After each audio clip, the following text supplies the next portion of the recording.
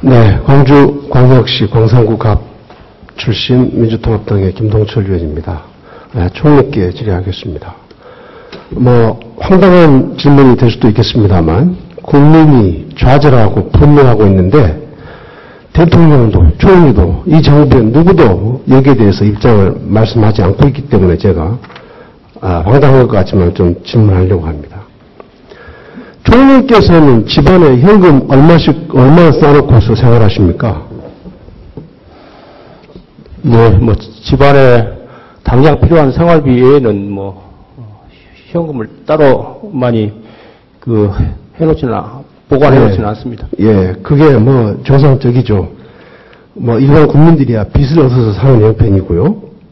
그런데 대통령 큰형은 집안에 현금을 10억 원, 작은형은 예비서 계좌에다가 현금을 7억 원을 넣어놓고 살고 있습니다. 현금을 몇 억씩 놓고 있으면은 오히려 불편한 것 아닙니까? 그 현금을 들고 다니고 분실, 도난위험 등 그걸 이동하는 데 있어서도 얼마나 불편합니까?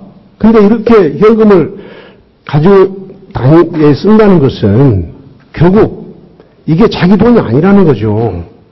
자기 돈을 이렇게 하면 불편하고 위험해서 그렇게 할 수가 없죠. 또 자기 돈이다 하더라도 그때그때 인출해서 현금을 그렇게 좋아하면 그때그때 인출해서 쓰면 되는 거지 이렇게 쌓아놓고 있을 필요가 없잖아요. 그래서 저는 이 돈이 뇌물이거나 비자금이거나 너무 탈세한 것이 아닌가 그렇게 생각을 합니다.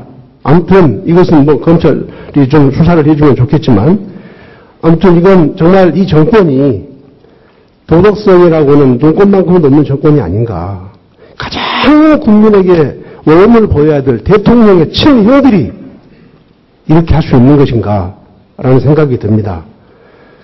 그래서 정말 국민들이 그렇지 않아도 어려운데 자영업자 720만 명 중에서 150만 명의 자영업자는 적자 상태고 322만 명의 자영업자는 100만 원도 못 버는 형편에서 그리고 온 국민이 빚에 허덕이고 있는데 이런 데 대해서 말이죠. 대통령이 국민들에게 사과해야 되는 것 아닙니까? 형님들 일에 대해서 말이죠. 예. 대통령께서 지난 7월 24일 날 친인척 비리에 관해서 매우 안타깝게 생각하신다는 취지로 국민들에게 사과를 하셨습니다. 네. 지금 이 건 사과는 빠져 있습니다. 하여튼 이것도 좀 검토해 주시고요. 지난번 2011년도 결산에서 우리 국회가 총 1236건의 시정 요구를 채택했습니다. 그리고 그 중에서 202건은 예산이 과다 편성됐고 집행실적이 부진하고 유사 종북 사업이라는 것으로 지적을 했단 말이죠. 그런데 내년도 예산을 편성하면서 이런 국회의 시정 요구를 묵살하고 202건 중에서 무려 93건을 증액을 했습니다. 증액 규모가 무려 1조 8,500억에 달하는데요. 이렇게 해도 되는 겁니까? 결산을 왜 합니까? 국회가요? 예. 결산 심의 과정에서 지적해 주신 그런 사항에 대해서는 재정당국에서 관련 사업의 감액 조정이라든지 제도 개선 등의 노력을 했습니다. 그런데 다만 새롭게 예산을 편성하는 과정에서 변화된 사업 추진 여건이라든지 또 사업 공정 등을 종합적으로 고려를 해서 그것은 다시 편성해서 사업을 할 필요가 있고 또 그 범위 내에서 예산이 편성된 것이지 말하자면은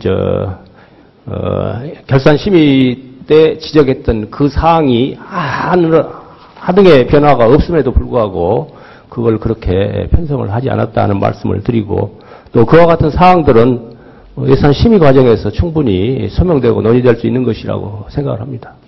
감사원장님, 결산감사 있으면 그 지적사항들에 대해서 집행실적 관리하잖아요. 네. 이 건에 대해서도 감사원이 점검할 필요가 있다고 생각합니다. 국회 지적사항에 대해서는 종래 감사원에서 감사사항 선정하는 데 있어서 이것을 반영하려고 노력을 해왔습니다. 검토를 해보겠습니다. 네, 검토해서요. 그 결과를 다음 회의 때 좀 이렇게 제출해 주시면 좋겠습니다. 다음에 이제 교과부 사안인데 질의는 제가 우선 총리께 먼저 하겠습니다. 소년원 입소 경력이 학생부에 기재가 안 되죠? 예, 그렇습니다. 그 이유는 소년의 미래에 대해서 영향을 끼치지 않기 위해서 그렇게 소년법에 그런 규정을 두고 있는 것 아닙니까? 뭐 그런 취지도 있고 이제 소년의 비행이 학교 내에서 그게 이제 취급되는 것이 아니고 이제 학교 밖에 소년원에서 취급되고 있기 때문에 이제 그런 것으로 알고 있습니다. 그런데 네. 학교 폭력을 학교 생활 기록부에 기재하는 것 네. 이것도 대단히 인권 침해적인 것인데 이렇게 할 수 있습니까? 법적 근거도 없이. 학교는 학생들이 건전한 시민으로 잘 자랄 수 있도록 이렇게 교육하는 것이 학교의 책무입니다. 그렇기 때문에 학교 생활 중에서 벌어지는 폭력과 관련해서 가해 학생도 물론 잘 훈육하고 지도해야 되겠지만은 또 피해 학생이라든지 학교 분위기를 건전하게 이끌어가기 위해서는 그걸 적절히 관리할 필요가 있다고 생각합니다. 그렇기 때문에 이런 것들 종합적으로 고려를 해서 학생 지도 차원에서 그걸 기록을 하고 다만 이제 그 학생이 향후에 어떠한 태도의 변화를 보이는지 등을 또 교육적 차원에서 점검을 해서 그 사항도 학교 기록부에 기재하는 그런 내용이 되기 때문에 학생의 그러한 폭력과 관련된 사항을 학생 기록을 한다고 해서 그것이 바로 심대한 인권 침해를 가져오는 사항은 아니다. 교육적인 차원에서 그걸 좀 봐줬으면 좋겠다. 이렇게 말씀을 드리겠습니다. 그런데 지난번 개선에서도 이야기했지만 네. 김영삼 정부 시절에 이미 이것은 비교육적이고 지나친 처사다. 그래서 백지화된 정책이란 말이죠. 그런데 이 정부에서 이것을 굳이 이렇게 하고 또 법적 근거가 충분한 것도 아니지 않습니까? 의원님, 학교 폭력 문제가 금년도에 이렇게 심각한 문제로 등장을 해서 모든 국민들이 걱정했던 경위를 잘 아시지 않습니까? 학교 폭력이 우리 성인들이 생각하는 것보다는 훨씬 심대해서 참 어린 학생들이 자살을 하고 하는 그런 문제들을 심각하고 봤기 때문에 이 문제를 보다 더 철저하게 대응을 해야 되겠다 하는 그러한 이제 계기가 있었다 하는 말씀을 드리고요. 그리고 이것이 여하튼 교육적인 차원에서 이루어진 것일 뿐만 아니라 또 그 학생부에 기재하는 과정에 있어서 그걸 절차를 굉장히 신중하게 해서 또 학생의 그 폭력에 대해서 처리를 하고 있다는 말씀도 드리고 또 아까 말씀드린 바와 같이 그 학생이 어떻게 변화됐는 상황도 이렇게 해서 오히려 반성하고 변화된 모습이 또 새롭게 평가받을 수 있는 그런 조치도 아울러 강구를 하고 있다는 말씀을 드리고 그리고 법령의 근거가 없는 것 아니냐 하는데 저희가 검토하는 내용으로는 법령의 근거를 두고 또 이와 같은 조치가 이루어지고 있다 하는 말씀을 드리겠습니다. 네.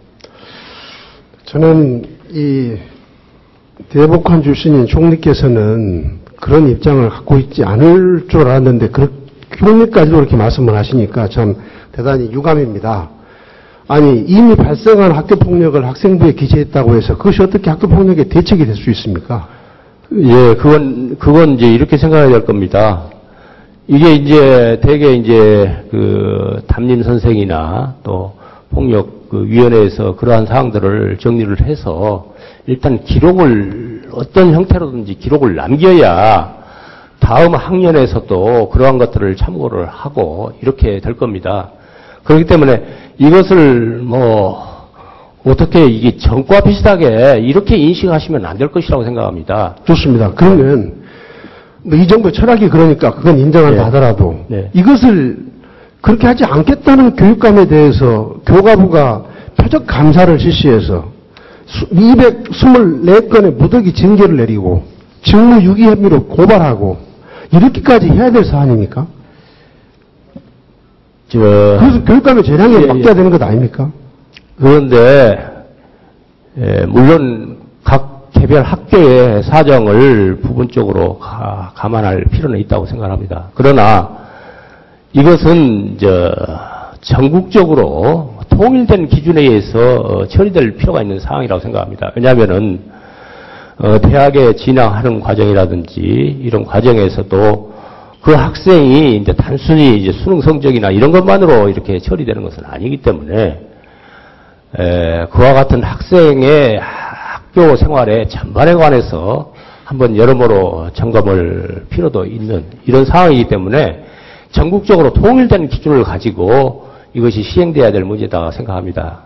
그리고 전국적으로 네. 대부분의 교육청이나 학교에서 시행되고 있는 것을 일부 교육청이나 학교 차원에서 극히 소수입니다. 그것도 소수인데 거기에서 다른 방침을 가지고 이렇게 운영을 하다 보면은 그에 따라서 또 다른 혼란 문제도 생기고 또 형평성 차원에서도 문제가 생기기 때문에 그 부분에 대해서는 이제 부득이한 조치다 이렇게 생각합니다. 일선 교육청 간에 그리고 국민들 간에도 이 문제는 견해가 첨예하게 대립되는데 이런 문제를 이렇게 밀어붙이는 것이 저는 그래서 이명박 정부의 모든 문제가 바로 이런 데서 나왔다고 생각합니다. 아무튼 우리 교과부 장관은 말이죠. 교육 현장에서 분란만 일으키는 역대 장관 중에 아마 최악의 장관으로 저는 그렇게 생각을 합니다. 더 이상 총리께서도 그렇게 입장을 갖고 계시니 제가 이 문제를 가지고는 정권을 바꿔서 해결할 수밖에 없다. 그렇게 결론을 내릴 수밖에 없습니다. 호남고속철 관련해서 총리께 질문 드리겠습니다. 이명박 대통령의 대선 공약이 호남고속철 2012년 완공이었습니다. 근데 이미 물거품이 된 지 오래죠. 그러면 이제 당초 계획대로 2014년 말 완공이라도 되어야 할 텐데 경부고속철 1, 2단계하고 비교를 해보니까 경부고속철 1단계, 2단계 사업은요. 완공 시기가 다가오면은 예산 투입액이 줄어들었습니다. 그게 맞는 거죠. 그래서 마지막 해는 시운전 등 안전점검에 집중을 했습니다. 그런데 호남고속철은요. 완공 시기가 다가갈수록 예산 투입액이 증가를 해서 지금 마지막 해에는 말이죠. 26%를 예산을 투입하겠다고 합니다. 경부 1단계는 3.3%밖에 투입하지 않았습니다. 공정률을 비교해도 그래요. 지금 완공을 2년 앞둔 호남고속철의 공정률은 56%. 그러니까 2년 동안 이제 나머지 44%를 해야 합니다. 그런데 경부 1, 2단계는 그렇지가 않거든요. 경부 1단계 같은 경우는요. 2년 전에 벌써 92% 공정률을 기록했습니다.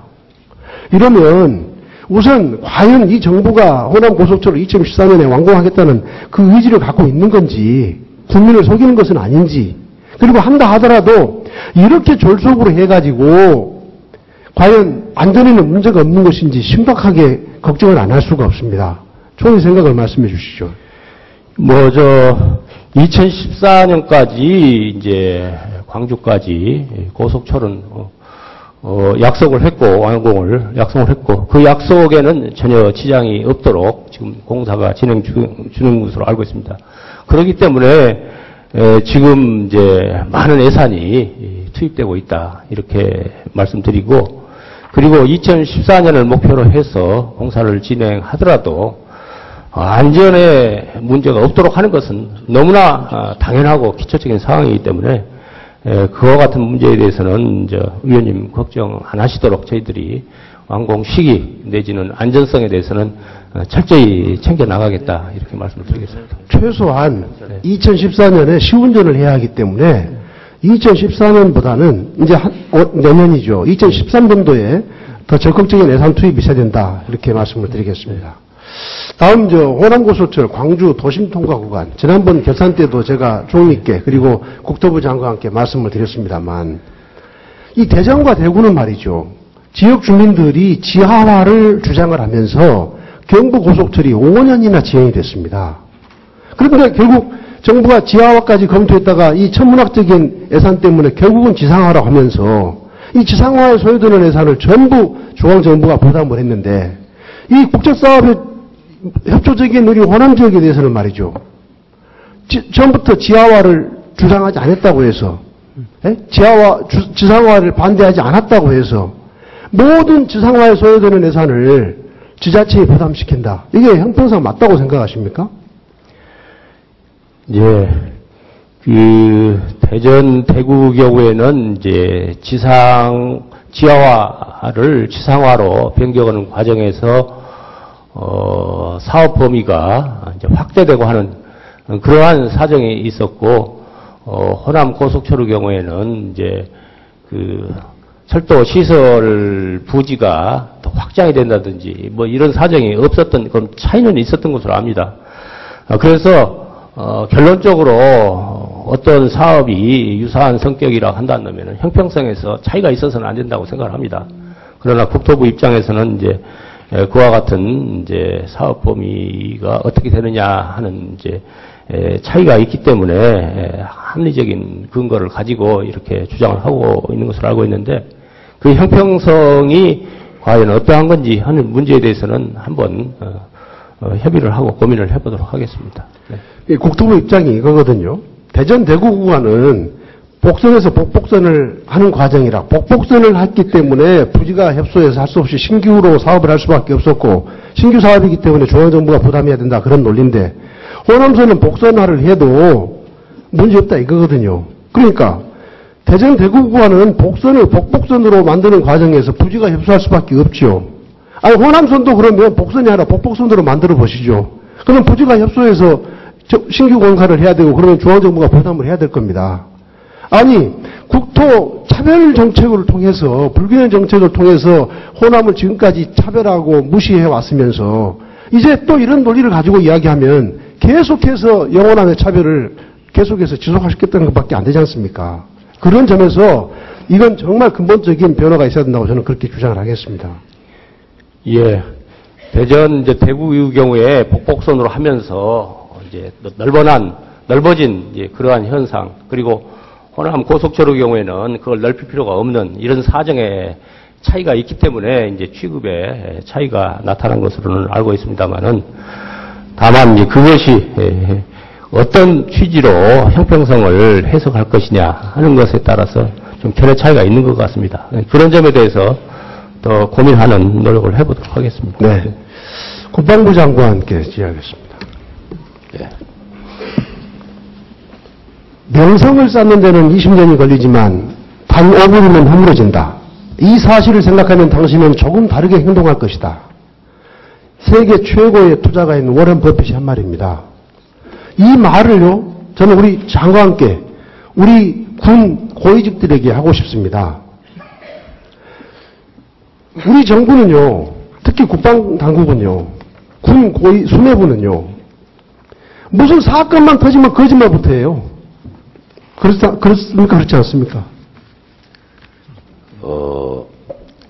이 사건을 처리하는 과정 보고 체계에 다소 혼선이 있었던 것은 사실이고, 제가 그 분야에 대해서는 국민께 사과를 드리고, 얼마 전에 있었던 22사단 사건의 상황 문제에 대해서는 관련자들을 좀 엄히 처벌을 한 바 있습니다. 아니, 이게 한두 번이 아니잖아요. 천안 관련해서도 이동 경로, 침몰, 시각, TOD, 동영상 전부 거짓말했어요. 하여튼 참 국민은 물론이고 국회, 대통령까지 이렇게 거짓말하는 우리 군. 이 군공항 이전 관련해서도 장관께서 거짓말했어요. 작년 국정감사 때와 이 금년 2월 국방위원회 때 말이죠.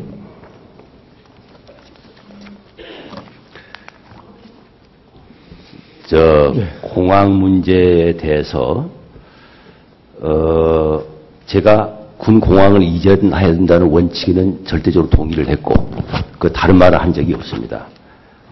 현재 관련 법이 국방상임위에서 처리될 예정으로 알고 있는데 저희 의견은 군 공항 이전은 기본의 양해 방식으로 추진돼야 되겠다.